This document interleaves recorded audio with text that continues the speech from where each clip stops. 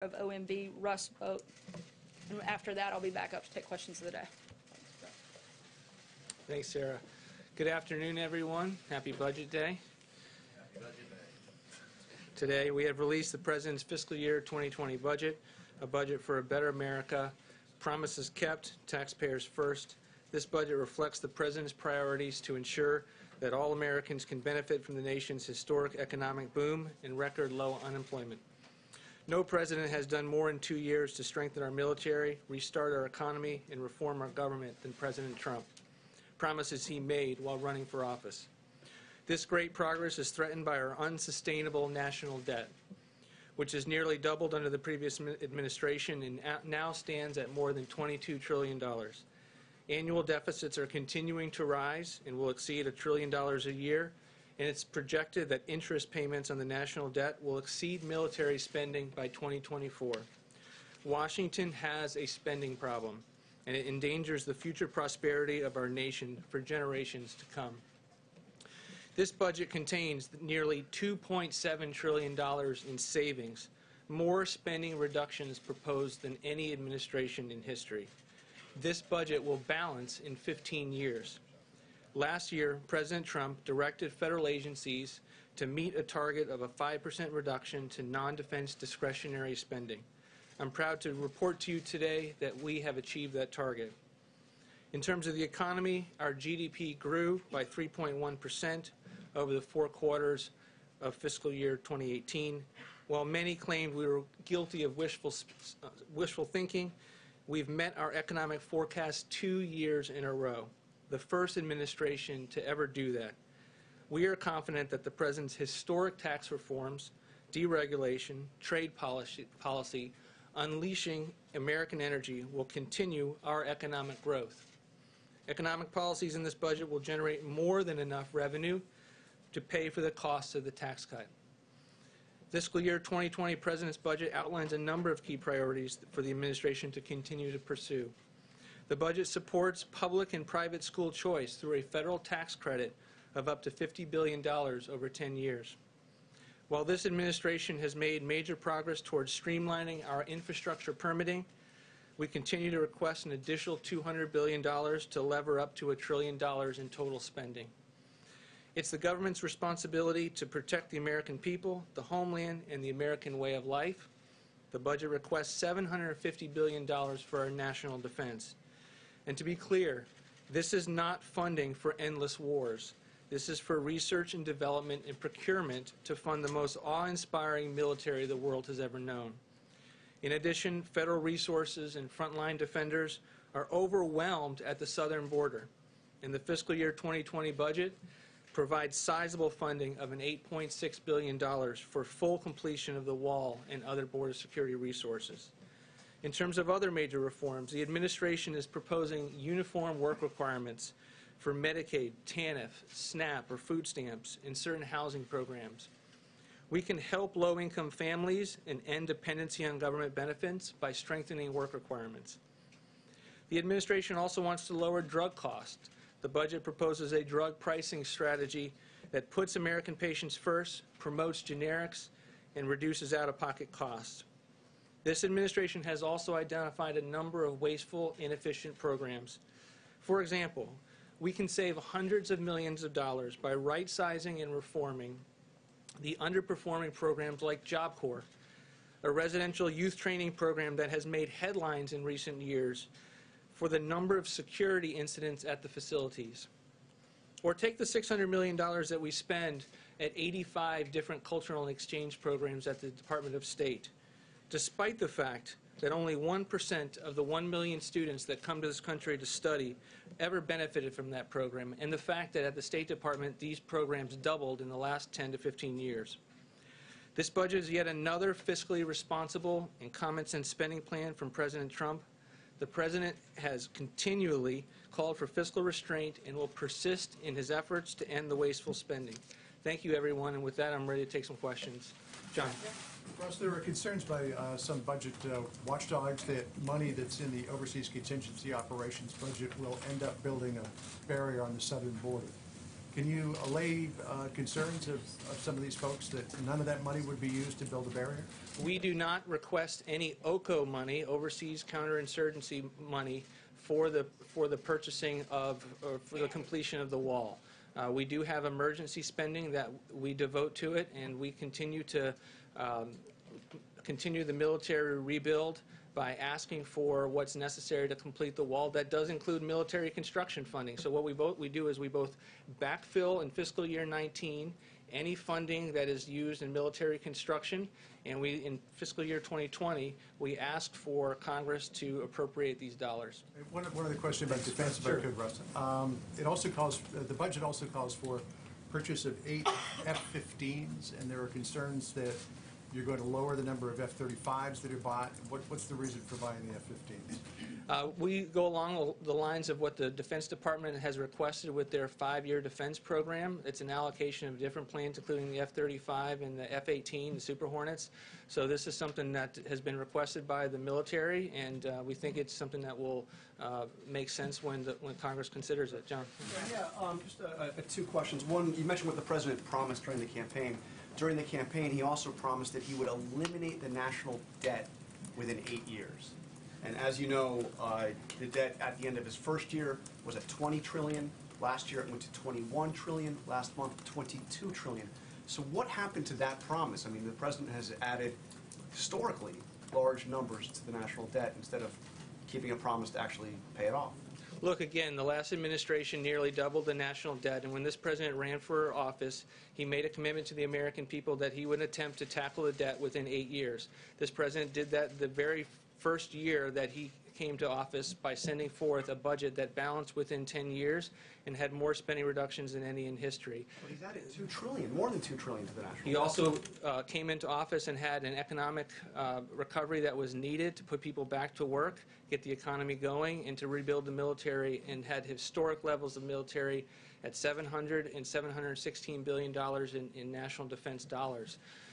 At the same time, Congress has been ignoring the president's spending reductions for the last 2 years.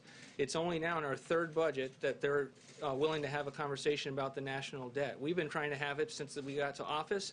The president is putting forward these reductions. He's putting forward a 5% cut to non-defense discretionary spending. He's putting forward reforms to mandatory programs that are on autopilot while keeping his commitment to American seniors by not making changes to Medicare and Social Security. Yes. Two quick questions. One, to go back to drill down a little bit on what John Carl asked. If the deficit is such a problem, why not at least cut the rate of increase to the defense and to the defense budget? And secondly, he has said promises kept, but we're cutting Medicare. How does that keep his promise to the American people? He's not cutting Medicare in this budget. What we are doing is putting forward reforms that lower drug prices, that because Medicare pays a very large share of drug prices in this country, has the impact of finding savings. We're also finding waste, fraud, and abuse, but Medicare spending will go up every single year by healthy margins, and there are no structural changes for Medicare beneficiaries. The defense budget, why not at least cut the rate of increase if the deficit is such concern, it's in the trillions, why not cut at least the increase? Because he's the commander-in-chief, and he thinks it's important to secure the country. It's one of his most basic constitutional responsibilities. The military put forward a 5-year defense plan. It was done over a series of years about the needs, which gets back to John's question. We are going along with that 5-year defense plan. In addition, we're putting additional dollars towards the military construction funds that we have tapped. Fred. Yeah, thanks, Rob. Yeah, a couple. One, could you address two major drivers in long-term spending, which would be baseline budgeting and entitlement spending in general? And secondly, this seems maybe a little bit more ambitious in terms of savings than previous budgets you've proposed. And I wonder why that would be, since you're now dealing with a Democratic House, whereas in the past you might have been able to get more than 3. It's very in line with previous budgets. We balance in 15 years. Our first budget balanced in 10. One of the reasons that we weren't able to balance quicker is because it gets harder each and every year that Congress doesn't go along with our spending reductions. You mentioned mandatory spending. It is a driver. We have more reforms than any president's budget in history. But look, what has happened for far too long is that Congress has blamed mandatory spending and then increased discretionary spending, which they have a vote on every single year by large degrees. They continue to let a paradigm exist in this country that says for every dollar in defense spending, we're going to increase non-defense spending by $1. We think we need to break that paradigm. We don't think that that paradigm allows us to be able to get our fiscal house in order. Thanks, Russ. Realistically, the administration is not going to get $8.6 billion for wall funding through this budget. Are there other executive actions that you have been looking at in order to pursue, despite the national emergency being declared and the Treasury asset forfeiture and the drug enforcement dollars, that you could use in order to continue to fill the additional funding that you say is necessary for the wall? Right now, we are focused on spending the money that Congress gave us in the last appropriations bill and the money that we have identified as part of declaring a national emergency and spending that well. And this $8.6 billion is geared towards what we would need in addition to complete that wall. Russ, I mean, I know this administration has talked about the importance of infrastructure, and you propose a $200 billion infrastructure this year. But last year there were cuts to other programs that would have caused a net decrease to infrastructure spending. So would there be a net increase in infrastructure spending under this budget? What most people refer to when they look and make that assertion is they're looking at the fact that the trust fund doesn't have enough revenues coming into it. This budget looks at the baseline and assumes that that's to be the case, but we are totally ready and willing to talk with Congress about how to ensure that there's additional dollars in the federal trust fund and to put forward additional $200 billion in new investment to make sure that it's not just a surface transportation bill, that when we need money for broadband or other infrastructure, that is also something that we can pursue. Yes, thanks. So it sounds like you're saying that the administration needed to take on deficit spending the first couple of years because the economy needed the kick, but we also hear from the administration that this is an economy that is roaring right now. So with that being the premise, how do you square having deficits in 2019, 2020, 21, and 2022, 4 years going forward of trillion-plus dollar deficits? How is that fiscal conservatism? I wouldn't say that we needed deficits to get the economy starting. I would say that we put forward spending reductions that were aimed at a balanced budget, and we have each and every year. We do have large deficits. That's why we're here transparently saying that we have a problem as a country. That it takes a long time to get out of that mess. We came into office and faced $10.5 trillion right off the bat. And instead of being with us and considering our proposals and allowing us to make the factual case for why the American people would be better off under these reforms, Congress just hasn't been willing to play ball, even though they have the power of the purse. It seems like, Russ, just to pick up on that real quick, it seems like one of the ways you're trying to go at it is by reducing non-defense discretionary spending. Defense spending over the next 10 years, $7.7 trillion, but non-defense discretionary, $5 trillion. Do you really believe that Congress is going to yank spending down that significantly over the next decade? We believe that every budget is an opportunity to put forward our vision of the next 10 years. We are doing that in this budget, and we are saying to the American people, we can no longer afford the paradigm that Congress keeps giving us, which is that we're never going to make any trade-offs, that we're never going to align what we spend with what we take in, that we're not going to do what every family does across the country in trying to figure out what they can afford before they go out and spend. So yes, we are trying to say that we need to continue to secure the country. We need to continue to secure the border. We're not going to be bashful about that, but at the same time, we're also going to say that we have many, many programs that are wasteful and inefficient that we can no longer afford. Phil. Russ, you called on me next. I'm sorry, Russ. Sure. You came to me when he said his next question. I want to go to the least of these, welfare reform and SNAP. How much money is proposed for welfare, for this Welfare to Work initiative with job training, and also with SNAP? What are the lessons learned that you're trying to, I guess, reshape this harvest box proposal? Because it came under great criticism before, and now you're proposing it again. Could you talk about those two issues? It did receive criticism, but we thought those criticisms were unmerited, and we're not going to walk away from the proposal as it pertains to the harvest box. Look, we think there's nothing wrong with putting forward a reform that says, in addition to your normal food stamp spending that benefits that you would get at the retail, that you would get a harvest box that allows you to get a more balanced meal and to save money to the taxpayers at the same time. In terms of work requirements, it's something that has long been viewed as a success since the 1990s. We expand on it. It is something that we have long viewed as important to be able to take the same principles of reducing dependency that we saw in TANF and then apply them to housing and to food stamps and to Medicaid. But there's Phil. some people, I'm sorry, but there's some people that slip through the cracks, and they may need job training. Are there funds proposed for job training if you're going to do this welfare to work initiative? Absolutely. The Department of Labor receives an adequate amount of funding in an era where we have $1 trillion deficits.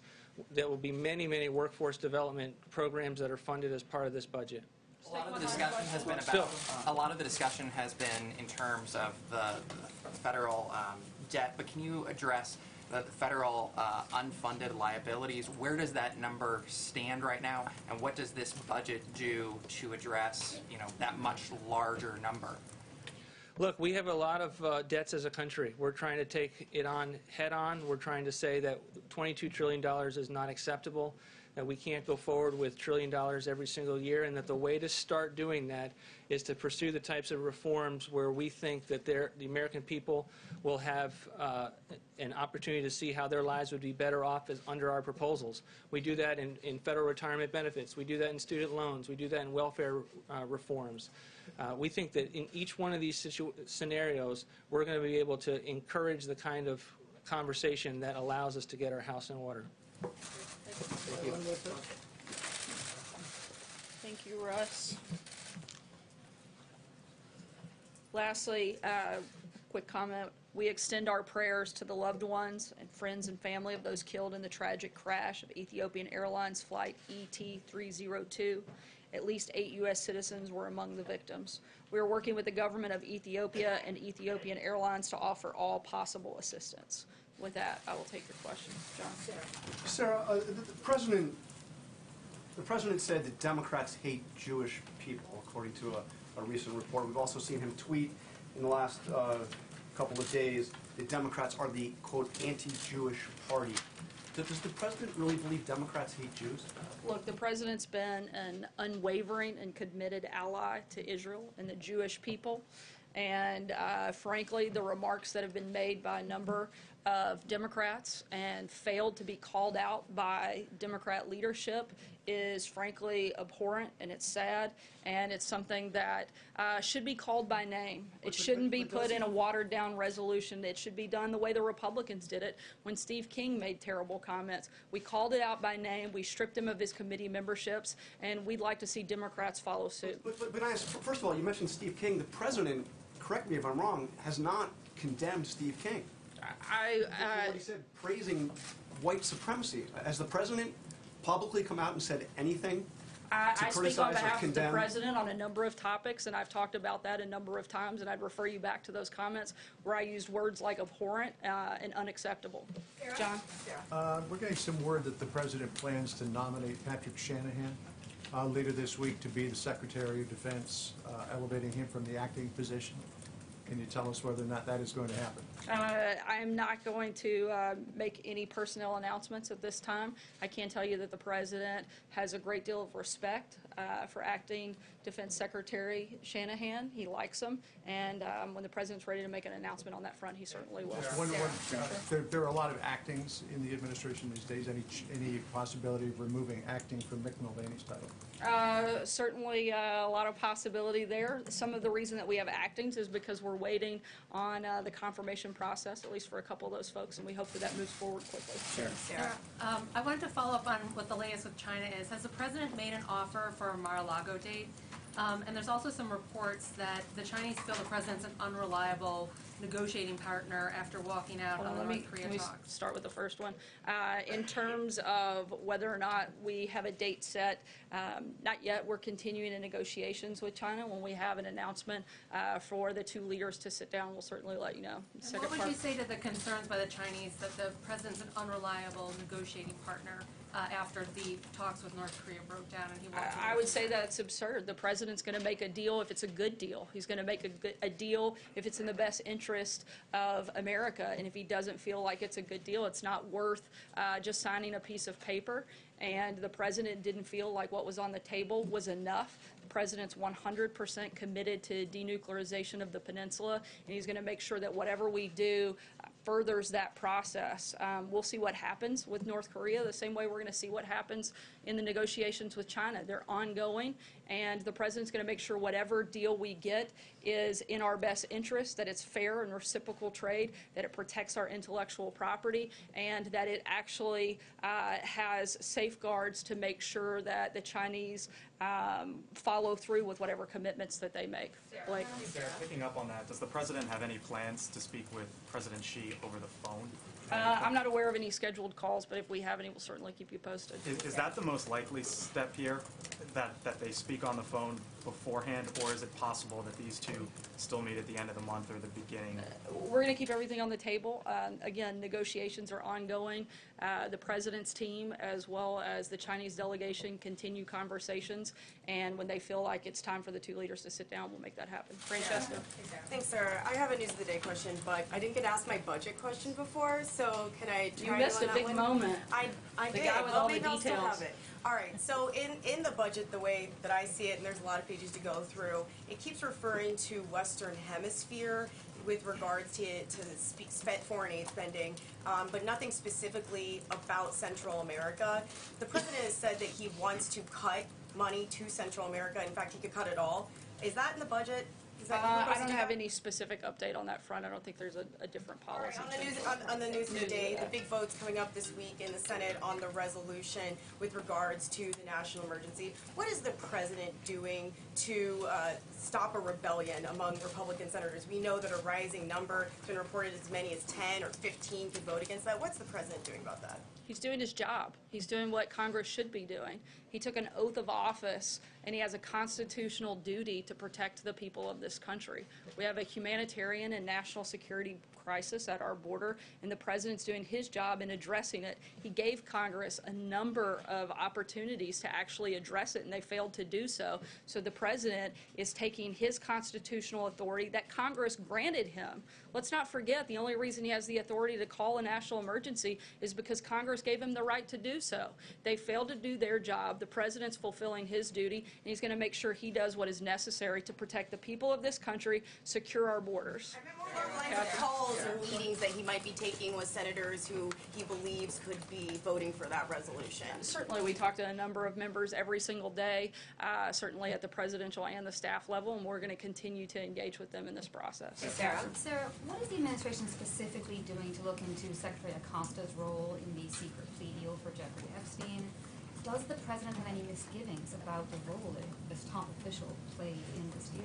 That's currently under review. Because of that, I can't get into a lot of specifics, but we're certainly looking at it. Hallie? Any timeline for that review, Sarah? I'm not aware of a specific timeline. So I have a question for you, but I also have a follow-up to a colleague, because I didn't hear you actually answer the question. So yes or no, does the president truly believe that Democrats hate Jews? I am not going to comment on a potentially leaked document. I can tell you what I can tell you. Does he think Democrats hate Jewish people, as he said on the South? I think that they've had a lot of opportunities over the last few weeks to condemn some abhorrent comments. I'm trying to answer. If you'd stop talking, I'll finish my statement. The president has had and laid out clearly his position on this matter. Democrats have had a number of opportunities to condemn specific comments and have refused to do that. That's a question, frankly, I think you should ask Democrats what their position is, since they're unwilling to call this what it is and call it out by name and take actual action against members who have done things like this, like the Republicans have done when they had the same opportunity. So I want to ask about Paul Manafort, but I just want to be very clear. You're not answering the question. Is there a reason? I believe I answered it twice. You didn't say yes or no. Does he really believe Democrats hate Jews? I'm just trying to get a sense of that. I think that's a question you ought to ask the Democrats. Let me ask you about Paul Manafort. Why hadn't, obviously Paul Manafort goes for the second half of the sentencing this week, why hasn't the president ruled out a pardon for Paul Manafort? The president has made his position on that clear, and he'll make a decision when he's ready. Stephen? On pardons, last week the president tweeted that Michael Cohen, quote, directly asked me for a pardon. When did that happen? Was that when was Cohen here at the White House and came into the Oval Office and asked the president for a pardon? Did it happen on the phone? Do you have a date? Do we know when that I'm happened? not going to get into specifics of things that are currently under review by the Oversight Committee and other committees. What I can tell you is that Cohen's own attorney stated and contradicted his client when he said that he was aware that those conversations had taken place. We know that Michael Cohen lied to Congress prior to his testimony most recently, and we know that he's lied at least twice in that hearing. I think that it's time to stop giving him a platform, let him go on to serve his time, and let's move forward with matters of the country. One budget question, just to put it on the record, because a lot of people in the country want to know, is there anything in the president's 2020 budget request that has Mexico paying for the wall? As the president has stated a number of times through the USMCA trade deal that we look forward to getting passed soon, that'll be part of how that takes place. John? Thank you, Sarah. Two brief questions. Following up on John's personnel question, does the president have full confidence in Secretary Acosta, or is the Labor Secretary possibly leaving? I'm not aware of any personnel changes, but again, things are currently under review. When we have an update, I'll let you know. The other question is the president in discussion about signing an executive order to undo Executive Order 13166, President Clinton's executive order I was going to say, I hope you tell me what that one is. Yeah. President Clinton's executive order 19 years ago requiring multiple languages. A new executive order, I am told, would make English the official language in government. I'm not aware of a specific executive order that's been drafted, but that is the position of the White House. Jim?